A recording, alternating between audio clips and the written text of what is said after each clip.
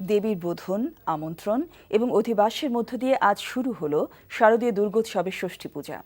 সন্ধ্যায় আমন্ত্রণ এবং অধিবাসের মাধ্যমে দেবী দুর্গাকে মণ্ডপে বরণ করা হবে। এদিকে এক ব্রিফিংয়ে সরকারি ছুটি 3 দিন করা সহ কিছু দাবি তুলে ধরেছে মহানগর সর্বজনীন পূজা কমিটি। SM আতিকের রিপোর্ট।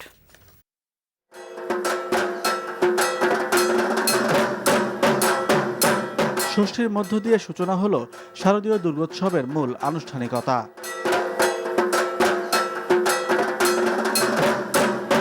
সকালে নানা উপকরণ নিয়ে বিহিত পূজা ও আচার অনুষ্ঠানের মাধ্যমে প্রথম ও দ্বিতীয় আবাহন অর্থাৎ মন্ত্রজপে দেবীকে আহ্বান করা হয়।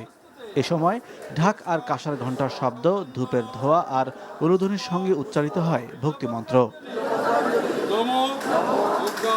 প্রার্থনার মধ্য দিয়ে জাগরিত হয় বিশ্ব থেকে অশুভকে বিদায় দেওয়ার পণ। ষষ্ঠাদি কল্পারম্ভের মাধ্যমে প্রাতঃকালে এই বিল্ল বৃক্ষ সমীপে আমরা মায়ের দ্বিতীয় আরাধনা করেছি।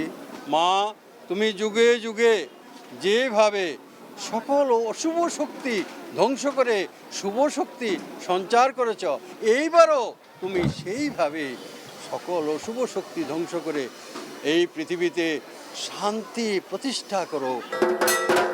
মায়ের কৃপা প্রার্থনায় ভক্ত অনুরাগীরা ভিড় করেন ঢাকেশ্বরী জাতীয় মন্দিরে।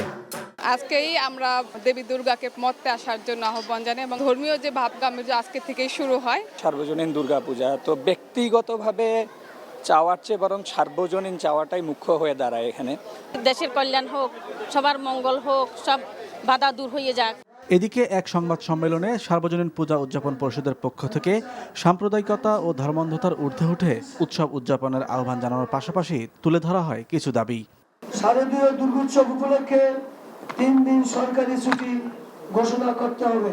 মন্দিরের বিশাল দেবত্ব সম্পত্তি জবরদখল হয়ে গেছে।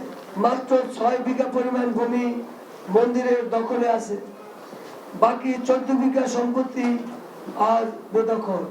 শারদীয় দুর্গোৎসব নির্বিঘ্ন করতে জাতীয় মন্দিরে ছিল কড়া নিরাপত্তা ব্যবস্থা। SM Atik, NTV news, Dhaka.